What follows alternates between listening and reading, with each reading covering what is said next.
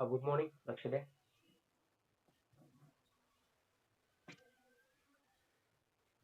Origin and evolution of life हा lesson चालू केला आहे आपण आणि त्याच्यामध्ये थिअरीज ऑफ लाईफ पाहून राहिलो आपण. आहे की प्रिमिटिव्ह अर्थ मध्ये कशा पद्धतीनं एक नवीन लाईफ किंवा एक लिव्हिंग वर्ल्ड ज्याला म्हणतो आपण लाईव्ह ऑर्गॅनिझम्स बनले असतील याची डिटेल इन्फॉर्मेशन आपण घेऊन राहिलो. आता पहा, याच्या अगोदरचा जो कन्सेप्ट होता chemical evolution of the life, मी तुम्हाला पहिले बोललो होतो का ओरिजिनच्या संबंधितच्या थिअरीज आहेत. या थिअरीमध्ये काही महत्वाच्या अशा आहेत की ज्याच्यामध्ये क्वेश्चन येतोच. जसं आता केमिकल इव्होल्युशन हा एक थिअरीचा पार्ट आहे, त्याच्यानंतर एक डार्विनच्या थिअरीचा पार्ट येईल, हा टॉपिक जस्ट झाल्यावर, बरोबर आहे. आणि मॉडर्न सिंथेटिक थिअरी, अशा 3 थिअरीवर एक क्वेश्चन हमखास राहतो म्हणजे राहतो. ठीक आहे. तर आपण थोडंसं पहिले बॅकग्राऊंड पाहून घेऊ केमिकल इव्होल्युशनचं आणि नंतर आपण स्टार्ट करू आजचा टॉपिक. आता केमिकल इव्होल्युशन मध्ये काय सांगितलं होतं, द लिव्हिंग फॉर्म्स, कोणत्याही प्रकारचा लिव्हिंग ऑर्गॅनिझम जर बनत असेल, एखादा लिव्हिंग मॉलिक्यूल बनत असेल तर तो कसा बनतो, from the non living things, बरोबर आहे. याला आपण अबायोजेनेसिस असं म्हटलं तरी चालतं. जेनेसिस म्हणजे फॉर्मेशन ऑफ लिव्हिंग आणि कुठून बनते, नॉन लिव्हिंग पासून, म्हणून त्याला अबायोजेनेसिस. हा झाला आपला पहिला कन्सेप्ट. त्याच्यानंतर आता पहा, लिव्हिंग ऑर्गॅनिझम्स बनले का त्या ऑर्गॅनिझम मध्ये एक स्वतःची प्रॉपर्टी असते. Every organism try to make its own progeny, प्रत्येक ऑर्गॅनिझम स्वतःची प्रोजेनी बनवण्याचा प्रयत्न करते, बरोबर आहे. तर याच प्रोसेसला आपण रिप्रोडक्शन नाव देतो. नवीन प्रोजेनी बनवणं, त्या प्रोसेसला काय म्हणायचं तुम्हाला, रिप्रोडक्शन. ऍक्च्युली याच्याकरता एक वाक्प्रचार आहे इंग्लिश मध्ये, रिप्रोडक्शन घडते म्हणजे काय घडते तर लाईक बिगेट्स लाईक. याचा अर्थ काय होतो, जशापासून तसे, म्हणजे जसा पॅरेंट ऑर्गॅनिझम असेल त्याच्यासारखे नवीन प्रोजेनी, नवीन जनरेशन बनते. म्हणजे सगळ्यात पहिले तर लिव्हिंग ऑर्गॅनिझम बनतील, त्या ऑर्गॅनिझम मध्ये रिप्रोडक्शन घडणार आणि रिप्रोडक्शन घडताना जसे पॅरेंट तसेच नवीन प्रोजेनी बनणार. हे बॅकग्राऊंड आहे, याच्यात नवीन काही टॉपिक नाहीये. मग जर समजा अशा पद्धतीच्या प्रोसेस घडून आणायचे असतील, जर रिप्रोडक्शन नावाची प्रोसेस घडायची असेल, ग्रोथ घडायची असेल, लिव्हिंग ऑर्गॅनिझम डेव्हलप व्हायचे असतील, तर त्याच्याकरता कंडिशन आहे. कोणती कंडिशन आहे, there should be stable genetic material. मी इथे जेनेटिक शब्द ऍड करायचा राहिला. जर समजा एक लिव्हिंग वर्ल्ड बनवायचं असेल तर त्याकरता पहिली आणि महत्वाची कंडिशन कोणती आहे, जेनेटिक मटेरियल असायला पाहिजे आणि तेही केमिकली स्टेबल असायला पाहिजे. आता सध्याचा जो कन्सेप्ट आहे modern, we all know that the stable genetic material of every living organism it is DNA. हे आपल्याला सध्याचं माहित आहे. पण जेव्हा प्रिमिटिव्ह स्टडी चालू होता, ओरिजिन ऑफ लाईफचा स्टडी चालू आहे, तेव्हा त्यांनी हे सगळे इमॅजिनेशन केल्या की स्टेबल जेनेटिक मटेरियल असल्याशिवाय लिव्हिंग ऑर्गॅनिझम बनत नाही. त्याच्यानंतर सेकंड कंडिशन, सेल जर तयार होऊन राहिली, लिव्हिंग सेल बनली, याचा अर्थ त्या सेलमध्ये काय तयार व्हायला पाहिजे, सेल्युलर मशनरी. नवीन शब्द आला का मशनरी, याचा मिनिंग काय होईल, मशनरी म्हणजे सेल मधलं असं मीडियम ज्या ठिकाणी मेटाबॉलिझम घडणार, केमिकल रिएक्शन घडली, याचा अर्थ तिथं काय तयार झाली, सेल्युलर मशनरी. डीएनए तयार होणं आहे, प्रोटीन सिंथेसिस असेल, रायबोझोम फॉर्मेशन असेल, सेल ऑर्गॅनिझम बनतात. सेल मधली प्रत्येक केमिकल रिएक्शन घडली, याचा अर्थ काय, there is a cellular machinery. तिथं सेलची मशनरी बनली आहे आणि मेटाबॉलिक ऍक्टिव्हिटी स्टार्ट झाल्या. हे सगळं आपलं बॅकग्राऊंड आहे. मग अशा पद्धतीने जर केमिकल इव्होल्युशन घडलाय, बरोबर आहे, तर याच्या आधारावर कुठंतरी संबंध कशाचा येतो, जेनेटिक मटेरियलचा.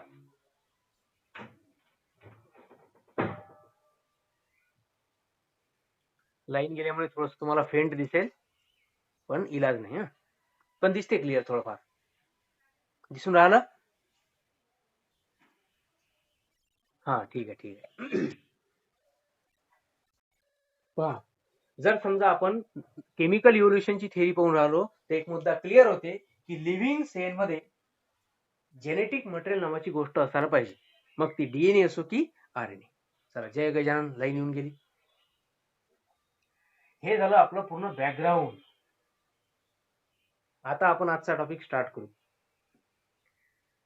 आता पहा, वेगवेगळे जे एक्सपर्ट लोक राहतात, है ना, मग ते सायटोलॉजिस्ट असो, जेनेटिसिस्ट असो किंवा कोणत्याही प्रकारचा एक एक्सपर्ट जो सायन्स मध्ये एक्सपर्ट आहे, तर प्रत्येक व्यक्ती काय करतो, स्वतःचे व्ह्यूज मांडण्याचा प्रयत्न करतो, है ना.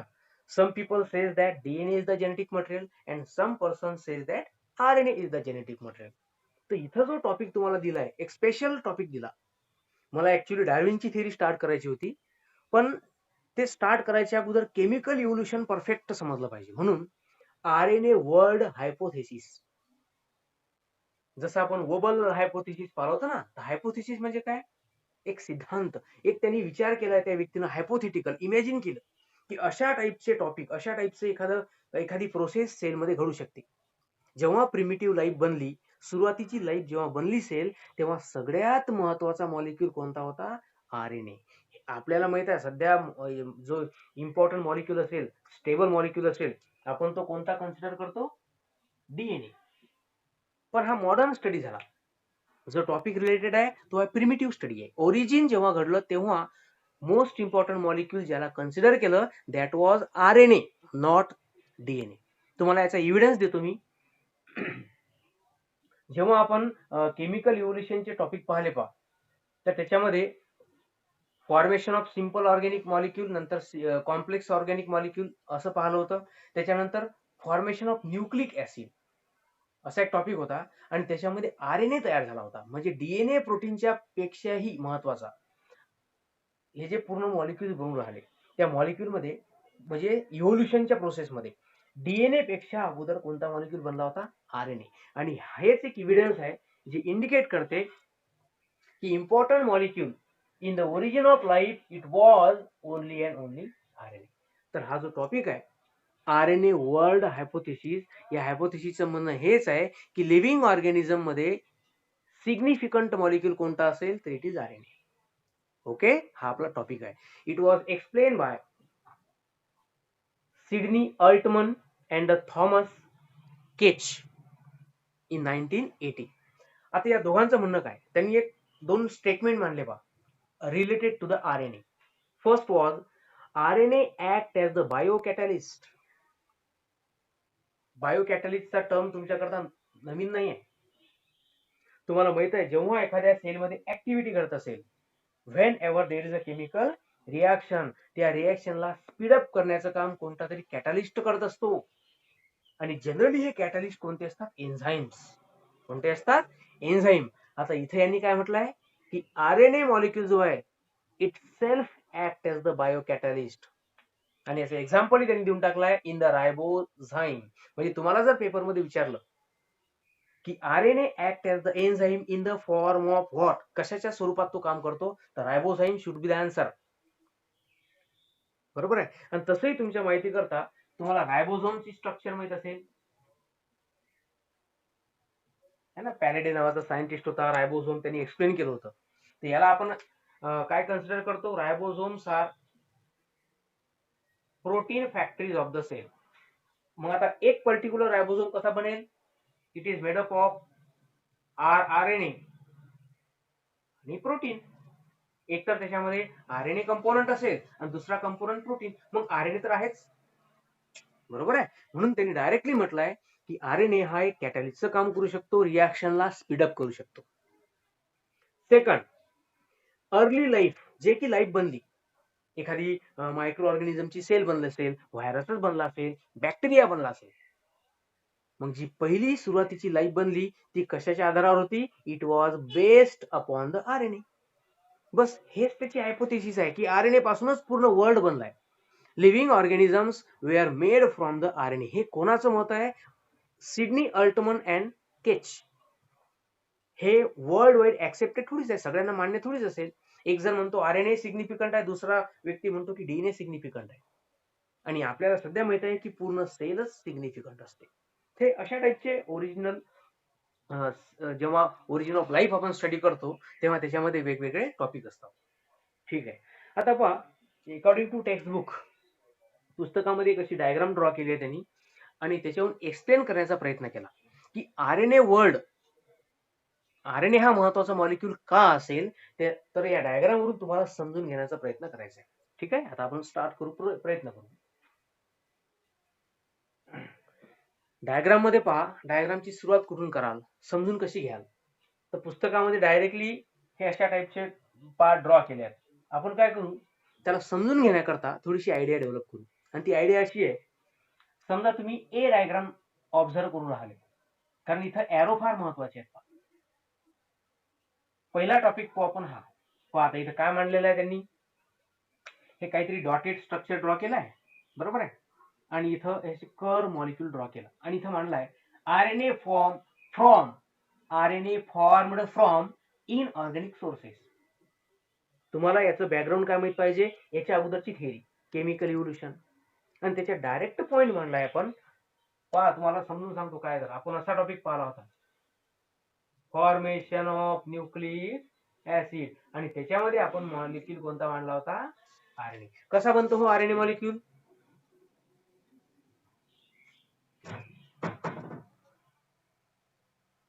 आरएनए मॉलिक्यूल कसा बनला होता, फ्रॉम न्यूक्लिओटाइड्स. कसा बनला असेल, न्यूक्लिओटाइड. मग यांनी इथं जे डायग्राम ड्रॉ केली ही समजून कशी घ्या, की सुरुवातीला असे न्यूक्लिओटाइड्स तयार झाले असतील. आता हे जे डॉट्स आहेत, single dot are considered as the nucleotide, हे पॉइंट्स आहेत, बरोबर आहे. हे न्यूक्लिओटाइड काय झाले, कंबाईन झाले. सगळ्यात पहिले इनऑर्गॅनिक मॉलिक्यूल, नंतर ऑर्गॅनिक, नंतर त्यांचं कॉम्बिनेशन होऊन काय बनले, न्यूक्लिओटाइडला कंबाईन होऊन त्यांनी एक स्ट्रँड बनवली, सिंगल स्ट्रँड बनली, म्हणून त्यांनी म्हटलंय आरएनए. काय बनला, आरएनए. आणि कुठून बनला, फ्रॉम इनऑर्गॅनिक सोर्सेस. अरे कोणताही कॉम्प्लेक्स मॉलिक्यूल बनवायचा असेल तर पहिले सिंपल मॉलिक्यूल तुम्हाला पाहिजे. ओरिजिन ऑफ लाईफ जेव्हा घडलं तेव्हा इनऑर्गॅनिक मॉलिक्यूलच तर होते, वॉटर, मिथेन, अमोनिया. त्याच्यानंतर कंबाईन झाले सिंपल ऑर्गॅनिक मॉलिक्यूल, नंतर कॉम्प्लेक्स, नंतर न्यूक्लिक ऍसिड वगैरे वगैरे बनले. सगळं नॉलेज आपलं ऑलरेडी झालंय, फक्त तुम्हाला रिकव्हर वेगळ्या भाषेत करायचं आहे. टॉपिकचं हेडिंग वेगळं देऊन टाकलं त्यांनी, टॉपिक जुनाच आहे. हा, तर हा झाला तुमचा पहिला कन्सेप्ट, दॅट इज जो आरएनए तयार झाला असेल, आपण ओरिजिन पाहून राहिलो. हा कन्सेप्ट जुना आहे, मॉडर्न नाहीये, 1980, लक्षात घ्या. आता तर किती सारी डिस्कवरी झाली आहे की आरएनए कसा बनतो आणि डीएनए. ठीक आहे, इनऑर्गॅनिक केमिकल आहेत, कंबाईन झाले, त्यांनी एक स्ट्रँड बनवली, त्याला त्यांनी नाव देऊन टाकलं आरएनए बनला. हा झाला तुमचा पहिला कन्सेप्ट. आपल्याला प्रूव्ह करायचा आहे की आरएनए कसा महत्वाचा आहे. त्याच्यानंतर पाहता या आरएनएचा फायदा काय, ते इथं दुसरी डायग्राम ऑब्झर्व करा. हा पहा, इथे एरो, आरएनए पासून काय बनू शकते पहा. ते या एरो नंतर ही डायग्राम ऑब्झर्व करा, A1. लक्षात येईल तुमच्या काय सांगितलेलं आहे पहा. परत त्यांनी ते डॉटेड लाईन ड्रॉ केली, बरोबर आहे, आणि एक आरएनए ड्रॉ केला. आरएनए रेप्लिकेट्स, ब्रॅकेट मध्ये रायबोझाईम. आरएनए बनला. आता आरएनए ला जर समजा मल्टिपल कॉपीज बनवायचे असतील, जसा डीएनए स्वतःचं रेप्लिकेशन करतो तसं आरएनए पण स्वतःचं रेप्लिकेशन करते. हे थेअरीचं म्हणणं आहे, माझं म्हणणं नाहीये, कारण आपल्याला सध्या माहित आहे की आरएनए इंडिव्हिज्युअली रेप्लिकेट होऊ शकत नाही. ओके, तर आरएनए स्वतःचं रेप्लिकेशन केलाय आणि स्वतःचे मॉलिक्यूल्स बनवले. इथं सगळ्यात पहिले आरएनए बनला हा, आणि आता आरएनए स्वतःचं काय केलं, रेप्लिकेशन. हे झाले आरएनएच्या कॉपीज. हा झाला तुमचा पहिला पार्ट. त्याच्यानंतर A2 डायग्राम, पहिला कन्सेप्ट झाला रेप्लिकेशनचा. आता दुसरी डायग्राम ऑब्झर्व करा, आरएनए कॅटालायझेस प्रोटीन सिंथेसिस. आता याच्याकरता तुम्हाला जीन नावाचा जो लेसन आपण शिकवला, मॉलिक्युलर बेसिस ऑफ इनहेरिटन्स, तर तुम्हाला त्याचा आधार घ्यायचा आहे. पहा,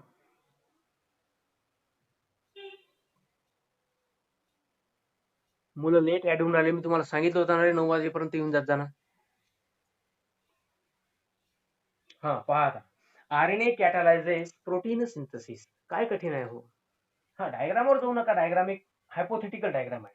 इथे त्यांनी काय केलंय, आरएनए काढला आणि आरएनए पासून अमिनो ऍसिड कोड केला, आहे की अमिनो ऍसिड, आणि ही त्याची एक चेन बनली. असं कन्सिडर करा की this is one of the polypeptide chain. काय बनले असेल, पॉलीपेप्टाइड चेन बनली, म्हणजेच प्रोटीन बनला. आणि तसंही आरएनएचं कामच आहे ना हो, प्रोटीन सिंथेसिस. आपण हे ऑलरेडी पाहिलंय सेंट्रल डोग्मा मध्ये. डीएनए पासून आरएनए, आरएनए पासून प्रोटीन बनतात. मग तोच तो मुद्दा त्यांनी इथे रिपीट केला. म्हणजे सगळ्यात पहिले इनऑर्गॅनिक केमिकलचं कॉम्बिनेशन होऊन कुठंतरी आरएनए मॉलिक्यूल बनला. आरएनएने स्वतःला रेप्लिकेट केलं आणि नंतर त्यांनी काय बनवले? प्रोटीन. हे झाले तुमची डायग्राम लेबल ॲज ए. आता दुसरा कन्सेप्ट पाहू आपण. जेव्हा आरएनए पासून प्रोटीन मॉलिक्यूल बनला असेल, पहा हळूहळू कॉम्प्लेक्सिटी वाढून राहिली. सुरुवातीला फक्त मॉलिक्यूल्स होते, आता कॉम्प्लेक्स मॉलिक्यूल बनले आहेत. आणि या प्रोटीन आणि आरएनएच्या कॉम्बिनेशनच्या थ्रू, न्यूक्लिक ऍसिड आणि प्रोटीनच्या कॉम्बिनेशनच्या थ्रू सेल बनली. सेल, त्या सेलमध्ये स्वतःची एक कव्हरिंग बनली असेल, त्याला प्लाझ्मा मेम्ब्रेन म्हणतो आपण. हळूहळू सेल बनलीशील का नाही. म्हणून त्यांनी काय म्हणलंय बा इथे एरो करून, membrane formation changes internal chemistry allowing new functionality. हळूहळू मेम्ब्रेन तयार झाले असेल, जे की पहिली सेल बनली असेल, त्या सेलमध्ये काय बनली असेल? मेम्ब्रेन. आणि यांनी काय केलंय? It changes the internal chemistry. Chemistry change केली म्हणजे काय? या सेलच्या आतमध्ये जे मेटाबॉलिझम घडतं त्याच्यामध्ये बदलाव केला असेल. Allowing new functionality. त्या सेलमध्ये त्यांनी नवीन फंक्शन ऍड केलं. कसं ऍड केलं असेल पहा. परत बी डायग्राम, एच्या नंतर B. RNA codes both DNA and protein. हा सेंट्रल डायग्राम ऑब्झर्व करा पहिले. आरएनए, आपल्याला सुरुवात आरएनए पासूनच करायची आहे. या आरएनए पासून डीएनए सुद्धा बनवला. कसा बनतो आरएनए पासून डीएनए माहिती आहे का? एक प्रोसेस आहे, रिव्हर्स ट्रान्सक्रिप्शन. बरोबर आहे, लक्षात ठेवजा. हे डीएनए पासून आरएनए बनणं ही जी प्रोसेस आहे, it is reversible. DNA can make the RNA and RNA can make the DNA. आता ह्या प्रोसेस ज्या आहेत त्यांनी मांडलेल्या नाही आहेत, कारण हा प्रिमिटिव्ह स्टडी आहे. पण एक हायपोथेसिस मांडलं त्यांनी की आरएनए पासून डीएनए सुद्धा बनला असेल. So RNA code for both DNA and protein. जसा डीएनए बनवला तसाच त्यांनी काय बनवला असेल? प्रोटीन. आता इथे जी डायग्राम त्यांनी ड्रॉ केली, दुसऱ्याने तुम्हाला पेंटॅग बनवला. ऍक्च्युअली हे चेन आहे, त्यांनी त्याला प्रोटीन नाव दिलंय. हा झाला बी कन्सेप्ट. आता परत या डीएनएचा फायदा काय आणि प्रोटीनचा फायदा काय?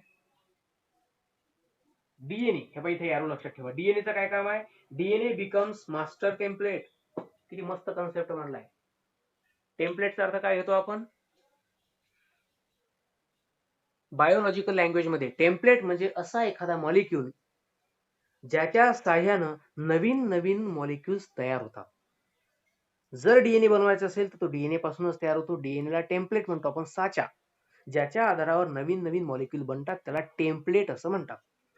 So DNA become the master template. म्हणजे हा डीएनए डिसाइड करेल की कोणता प्रोटीन बनवायचा आहे, कोणता एन्झाइम्स बनवायचा आहे, कोणते हार्मोन बनवायचे, किंवा कोणत्या प्रकारची रिक्वायरमेंट सेलची आहे. ज्या ज्या गोष्टींची रिक्वायरमेंट असेल त्या सगळ्या गोष्टी डीएनए बनवू शकतो. Everything under the cell it is controlled by the DNA molecule. म्हणून त्यांनी डीएनए ला काय म्हटलं? It become the master template. आता राहिलं प्रोटीनचं. जो प्रोटीन बनला, protein catalyses the cellular activity. हाच कन्सेप्ट इथे मांडा. प्रोटीन बनला तर प्रोटीन केमिकल रिएक्शन मध्ये भाग त्याला स्पीड करत असेल, त्याला आपण एन्झाइम म्हणतो. और this protein may be act as the hormone. एक सिंगल प्रोटीन मॉलिक्यूल आहे which can be act as the enzyme और द हार्मोन. म्हणजे मल्टी फंक्शनल एका त्या प्रोटीनचं राहू शकतं. म्हणून म्हटलंय की protein can catalyzes the cellular activities. म्हणजे तुम्ही डायग्रामला जर ओव्हरलुक केलाय तर त्याच्यावरून तुमच्या लक्षात येईल की एक सिंगल आरएनए मॉलिक्यूल असा आहे, बनला कसा? तर इनऑर्गॅनिक सोर्सेस.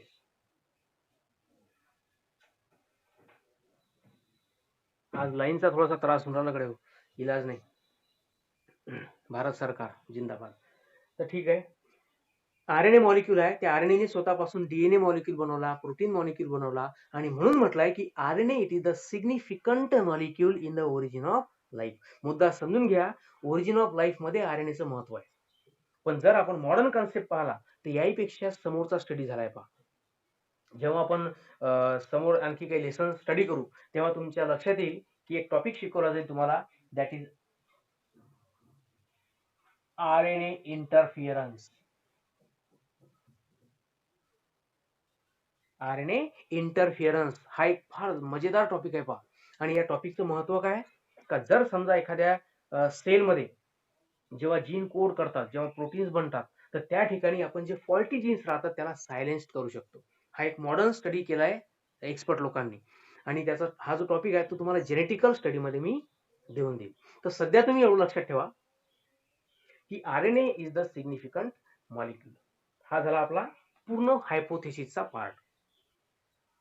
आता या ठिकाणी या RNAच्या प्रॉपर्टीज कोणकोणत्या त्या आपल्याला पाहायच्या आहेत. आणि नंतर तुम्हाला पाहायचे आहेत एव्हिडन्सेस की RNAच महत्वाचा का असेल. बरोबर आहे. तर पहा आता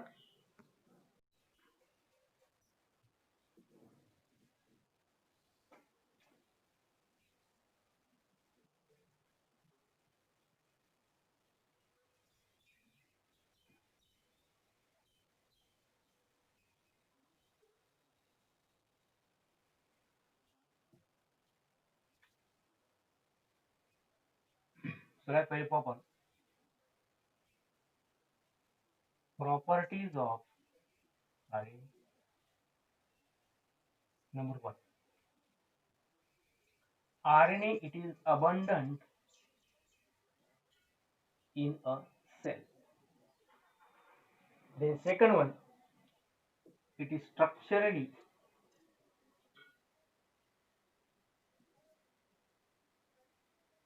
similar to DNA. Third, it undergo mutation,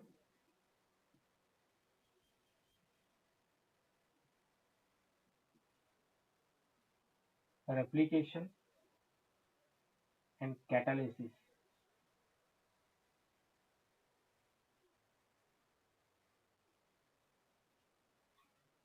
It can form protein coats which are important for the survival. आता पहा एवढे पॉइंट महत्वाचे आहेत. म्हणजे ह्या प्रॉपर्टीज आहेत ज्या इंडिकेट करतील की व्हाय RNA इट इज इम्पॉर्टंट. जर आपण एक लिव्हिंग सेलला कन्सिडर केलं, समजा सध्याची युकॅरियोटिक सेल असेल.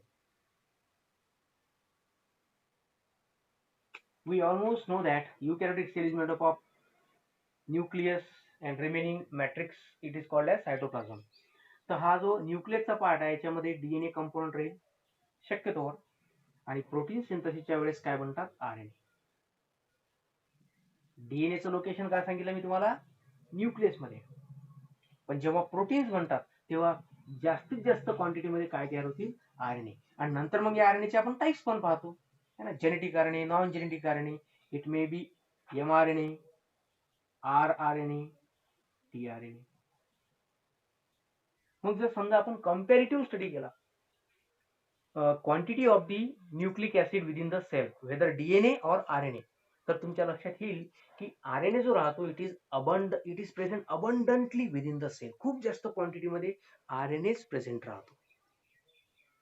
त्याच्यानंतर structurally similar to the DNA RNA दोघांचं स्ट्रक्चर तुम्ही कम्पेअर करा. Both are made up of,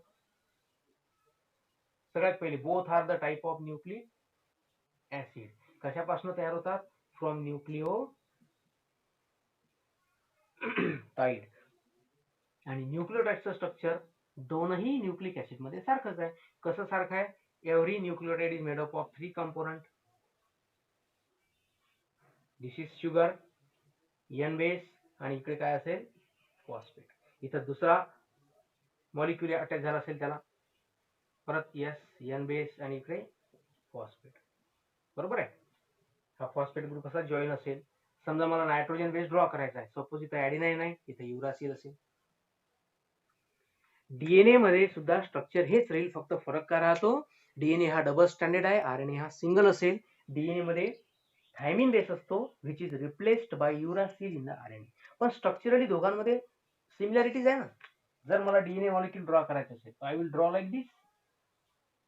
तेच RNA मॉलिक्यूल सिंगल स्टँड, म्हणजे स्ट्रक्चरली दोन्ही कशात सिमिलर आहेत. त्याचं केमिकल कंपोजिशन सुद्धा सारखंच आहे, फक्त एकच मुद्दा आहे, युरासिल आहे थायमिनच्या ऐवजी. म्हणजे तुम्ही सांगू शकता का जसा RNA DNA सारखं फंक्शन परफॉर्म करतो तसं स्ट्रक्चर सुद्धा DNA च्या सारखंच आहे. म्हणजे आपण त्याचा स्कोप पाहून राहिलो की how RNA is important as compare to the DNA molecule. तिसरा मुद्दा, DNA सारखंच आहे, RNA can undergo mutation. Genetic material आहे, त्याच्यामध्ये न्यूक्लियोटाइड्स आहेत, नायट्रोजन बेसेस आहेत, त्याच्यामध्ये बदल घडू शकतात. तुम्ही पहा, लिव्हिंग सेलमध्ये सगळे कॅरेक्टर सारखे नसतात. प्रोटीन सिंथेसिस सगळ्या सेलमध्ये घडेल, but the rate of protein synthesis differ from cell to cell. प्रत्येक ऑर्गॅनिझम मध्ये, समजा इन्सुलिनचं एक्झाम्पल घेतलं तर इन्सुलिनची क्वांटिटी सारखी आहे का? बरोबर आहे. पॅन्क्रियाज नावाचा पार्ट आहे, इन्सुलिन फॉर्मेशन सुद्धा होऊन राहिलं, पण पर्सन टू पर्सन ही क्वांटिटी काय असेल, इट इज डिफर. आणि हे वेगवेगळी का आहे, त्या कारण हेच आहे की RNA असो का DNA बोथ अंडरगो म्युटेशन. त्याच्यानंतर रेप्लिकेशन सुद्धा घडू शकते. हे आपण बायोटेक मध्ये थोडंसं डिटेलमध्ये पाहू का RNA पासून RNA कसा बनतो. त्याच्यानंतर कॅटालिसिस, केमिकल रिॲक्शन मध्ये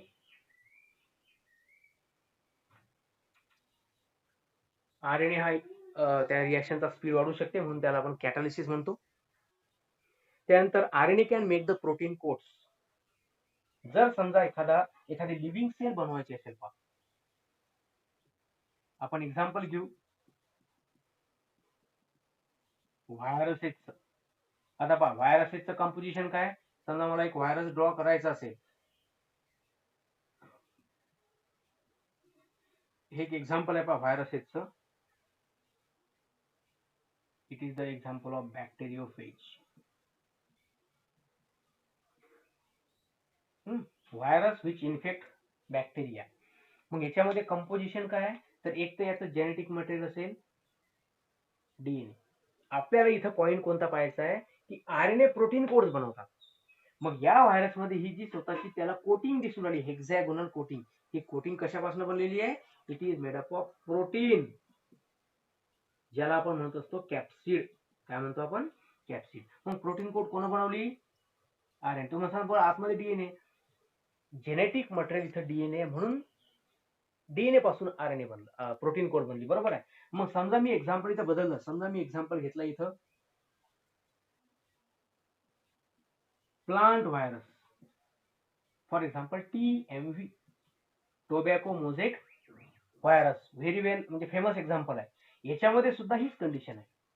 जेनेटिक मटेरियल काय राहील, RNA, आणि त्या RNAच्या भोवती सुद्धा काय राहते, प्रोटीनची कोट राहते. म्हणजे जेव्हा एखादा लिव्हिंग ऑर्गॅनिझम बनतो, त्याच्यामध्ये प्रोटीन कोट फॉर्मेशनचं काम कोणाचं असेल, RNAचं राहते. आणि जर समजा अशा पद्धतीच्या कोट्स त्यांनी बनवल्या, म्हणजे असं समजा तुम्ही प्रोटीन कोड बनली, म्हणजेच काय बनला, typical virus.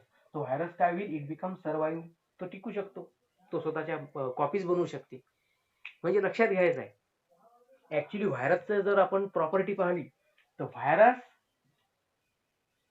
It is the threshold among the living world. Threshold म्हणजे काय, तो दोन्ही प्रॉपर्टी शो करते, living property as well as non living property.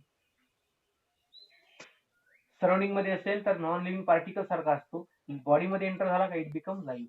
का लाईव्ह आहे, कारण त्याच्यामध्ये स्वतःची एक सेल्युलर कोटिंग आहे, कोणती, प्रोटीन कोट. तर ह्या सगळ्या प्रॉपर्टी आहेत ज्या सांगतात की RNA सुद्धा DNAच्या सारखाच महत्वाचा असेल. बरोबर. आता याचं एक तुम्हाला पुस्तकामध्ये इव्हिडन्स दिलाय की RNA कुठं कुठं प्रेझेंट राहतो. What are the evidences to study the RNA.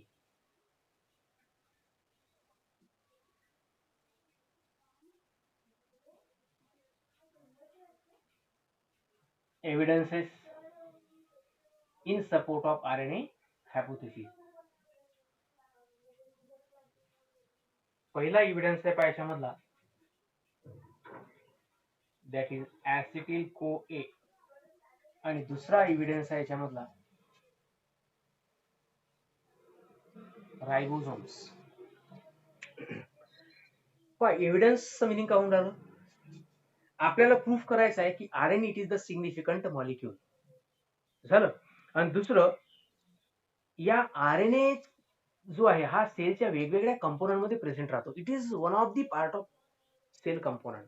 हे तुम्हाला प्रूफ करायचं आहे. म्हणजे लक्षात येऊन जाईल की ऍक्च्युली RNA हा सेलमध्ये प्रेझेंट राहतो. त्याला एव्हिडन्स म्हणतो आपण. एव्हिडन्स म्हणजे प्रूफ देणं, आधार. मग कोणता आधार आहे? पहिला मॉलिक्यूल त्यांनी सांगितलं तुम्हाला ऍसिटिल कोए. तुमच्याकरता नवीन कन्सेप्ट आहे. हा, ज्या लोकांना फोटोसिंथेसिस, रेस्पिरेशन सारखे लेसन आठवतात त्यांना बरोबर क्लिक होते की ऍसिटिल कोए काय. बरोबर आहे. रेस्पिरेशन लेसन मध्ये ऍसिटिल कोएन्झाइम याचं फार महत्वाचं राहते बा. पहा आता याला रीड आउट कसं कराल. इट इज ऍसिटिल कोएन्झाइम ए. आता मी तुम्हाला सध्या या लेवलला सांगून राहिलो कारण जेव्हा रेस्पिरेशन पाहू आपण त्या रेस्पिरेशन मध्ये लक्षात येईल की ऍसिटिल कोए तयार कसा होतो. पण एक ओव्हरऑल त्याचा स्टडी तुम्हाला सांगतो. कोएन्झाइम म्हणजे काय? It act as the carrier of unstable product. जेव्हा एखाद्या केमिकल रिएक्शन मध्ये अनस्टेबल एखादा ग्रुप तयार होईल त्याला कॅरी करण्याचं काम कोण करते? कोएन्झाइम ए. ए म्हणजे अननोन, ज्याला परफेक्टली नाव नसेल पण त्याला अननोन कोएन्झाइम म्हणतात. आता राहिलं कशाबद्दल? ऍसिटिल. आता थोडक्यात पाहू आपण. तुम्हाला रेस्पिरेशन प्रोसेस माहित असेल ज्याच्यामध्ये ब्रेकडाऊन केलं जाते कॉम्प्लेक्स मटेरियलचं. For example glucose C6H12O6. याला जर आपण ऑक्सिडाइज केलं, ब्रेकडाऊन केलं तर याच्यापासून तयार होते पहा 2 मॉलिक्यूल ऑफ पायरुव्हिक ऍसिड. काय तयार होत असते? हा आहे आपला ग्लुकोज आणि याला ब्रेकडाऊन केलं जाते इनटू द पायरुव्हिक ऍसिड. ठीक आहे. आता हे रिएक्शन जी आहे ही इथं अनबॅलन्स्ड आहे. त्याच्यामध्ये बऱ्याच गोष्टी तयार होतात, एटीपीज बनतात. मला इथं महत्वाचं काय सांगायचं आहे की ऍसिटिल कसा बनतो. त्याच्यानंतर काय केलं जाते पहा, हा जो पायरुव्हिक ऍसिड आहे या पायरुव्हिक ऍसिडचं घडते ऑक्सिडेटिव्ह डिकार्बोक्सिलेशन. 2 एटीपी बनतात, 2 NADPH2 पण बनतात. आता हे सध्या आपल्याला सध्या पाहायचं नाही. डिकार्बोक्सिलेशन. डिकार्बोक्सिलेशन, कार्बोक्सिलेशन म्हणजे CO2 आणि डी म्हणजे रिमूव्हल. याच्यामधला CO2 जर रिमूव्ह केला पहा, CO2 काढला मी आणि ऑक्सिडेशन मध्ये काय रिमूव्ह होत असते? हायड्रोजन. ऑक्सिडेशन मध्ये हायड्रोजन गेला, डिकार्बोक्सिलेशन मध्ये CO2 गेला. काय शिल्लक राहील? CH3CO, twice CH3CO. हा जो ग्रुप आहे याला म्हणतात कोणता ग्रुप? तर इट इज ऍसिटिल ग्रुप. सध्या कन्फ्युज होऊ नका कारण हा जो कन्सेप्ट आहे ऍसिटिल कोएचा हा रेस्पिरेशन मध्ये डिटेल पाहावा लागतो. सध्या तुम्ही एवढं लक्षात घ्या की ऍसिटिल नावाचा ग्रुप आहे जो रेस्पिरेशनच्या दरम्यान तयार होतो. एवढं लक्षात आलं? यात आपण इरेज करू. ठीक आहे. आता आपल्याला पाहायचं आहे याचं आरएनए मध्ये काय रोल आहे. तर या ऍसिटिल कोएन्झाइम याचं स्ट्रक्चर जर पाहिलं आपण तर याच्यामध्ये प्रेझेंट राहतो विद्यार्थी मित्रांनो न्यूक्लियोटाइड. ऍसिटिल कोएन्झाइम ए हा जो वर्ड आहे याचं स्ट्रक्चर जर पाहिलं मॉलिक्युलर आपल्याला नाही येते तर त्याच्यामध्ये काय प्रेझेंट राहतात? न्यूक्लियोटाइड. आणि या न्यूक्लियोटाइड मध्ये रायबोज नावाची शुगर असते. कोणती शुगर? रायबोज. याचा अर्थ हे प्रूव्ह करते की आरएनएचा हा जो कंपोनंट आहे रायबोज हा कशाचा कंपोनंट आहे? ऍसिटिल कोए. म्हणजे प्लांट असो का ऍनिमल त्याच्यामधली महत्वाची प्रोसेस, फिजिओलॉजिकल प्रोसेस जी आहे फोटोसिंथेसिस, रेस्पिरेशन, त्यात सुद्धा आरएनए प्रेझेंट राहतो. दुसरं एव्हिडन्स आपल्याला पाहायचा ribosome. Ribosome are the protein factory. कसे तयार होतात? By formation of rRNA and a protein. 65% rRNA राहतात आणि 35% काय राहतात? प्रोटीन. म्हणजे रायबोझोमल आरएनएचं क्वांटिटी जी आहे ती रायबोझोम मध्ये जास्त राहते. बरोबर आहे. म्हणजे RNA it is one of the component of ribosome. म्हणजे हे एव्हिडन्स प्रूव्ह करतात की सेल मधले जे महत्वाचे मॉलिक्युल्स आहेत जे फिजिओलॉजी मध्ये मदत करतात त्या मॉलिक्युल्स मध्ये सुद्धा आरएनए हा डॉमिनंटली प्रेझेंट राहतो, जास्त क्वांटिटी मध्ये प्रेझेंट राहते. म्हणजे हा एक एव्हिडन्स आहे की ऍक्च्युअली आरएनए वर्ल्ड आहे. सेल मध्ये आरएनएचं महत्व आहे. वेगवेगळ्या ठिकाणी आरएनए प्रेझेंट आहे. प्रोटीन बनवायचं आहे काय तर आरएनए बनवावंच लागेल. हायर लिव्हिंग ऑर्गॅनिझमचं एक्झाम्पल घ्या. ह्युमन बिंग आहे, हायर प्लांट आहे. समजा त्याला प्रोटीन बनवायचं आहे, एखादी प्रोसेस कॅरी आउट करायची आहे, एक्सप्रेशन करायचं आहे, डीएनए करतो. अरे पण डीएनए करतो कसा? Through the RNA. आरएनए बनल्याशिवाय प्रोटीन बनत नाही. आरएनए बनल्याशिवाय इन्फॉर्मेशन कॅरी होत नाही. जे आपण म्हणतो genetic information, genetic information parent to progeny information flow होते. कशी फ्लो होत असेल? जीनच्या फॉर्म मध्ये. Very correct. पण आता हे जीन म्हणजे ऍक्च्युली काय? जीन म्हणजे असे पार्टिकल, असे सेगमेंट जे कॅरेक्टरला एक्सप्रेस करतात. आणि कॅरेक्टरला एक्सप्रेस करणं म्हणजेच काय हो? डीएनए पासून आरएनए बनवणं आणि आरएनए पासून काय बनवायचं तुम्हाला? प्रोटीन. म्हणजे हे प्रूव्ह करते की every activity it require the RNA component. लक्षात येईल? ठीक आहे. हा एवढा तुमचा आजचा कन्सेप्ट आहे. आता एक शेवटचा मुद्दा. हे सगळे टॉपिक जे आपण स्टडी केले, काय काय स्टडी केलाय? सगळ्यात पहिले आरएनए हायपोथेसिस, बरोबर आहे. त्यांचं म्हणणं काय? Primitive life it is made up of RNA. त्याच्यानंतर आपण ती डायग्राम समजून घेतली की आरएनए पासून डीएनए बनते, प्रोटीन बनते, पूर्ण सेल्युलर ऍक्टिव्हिटीज घडतात. त्यानंतर आपण आरएनएच्या प्रॉपर्टीज पाहिल्या आणि नंतर पाहिला आपण एव्हिडन्स. असे 4 टॉपिक पाहिले. आणि या सगळ्या पॉइंटवरून सगळ्यात शेवटी त्यांनी एक अंदाज काढला की या आरएनए पासून फायनली मॉलिक्यूल बनला असेल कोणता? डीएनए. आणि नंतर पूर्ण वर्ल्ड मध्ये काय तयार झाली असेल? बायोडायव्हर्सिटी. म्हणजेच व्हेरायटीज ऑफ लिव्हिंग फॉर्म्स. आणि याच्यापासून बनली असेल पूर्ण लाईव्ह वर्ल्ड. काय बनली? Live world. तर हा झाला तुमचा आरएनए हायपोथेसिसचा पॉइंट. ओके. याच्यानंतर जे तुम्हाला स्टडी करायचं आहे ते आहे डायरेक्टली ऑर्गॅनिक इव्होल्युशन, जे आपण उद्याला. ठीक आहे. बाकीचं आपण उद्या स्टार्ट करू. धन्यवाद.